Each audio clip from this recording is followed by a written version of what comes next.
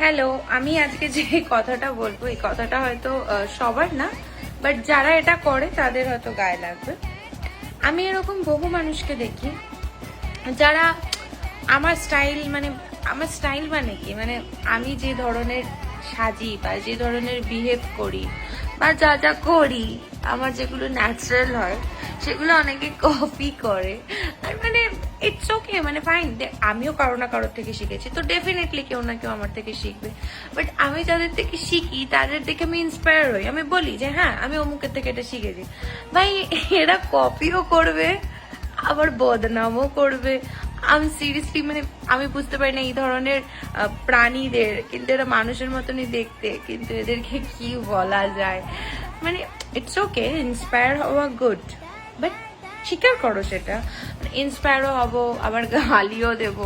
আমি যেগুলো করব সেগুলো রিপিটও হয়, বাট আমি যখন করি তখন সেটা মানে এই ধরনের কিছু টক্সিক মানুষজন আমি দেখি। কেন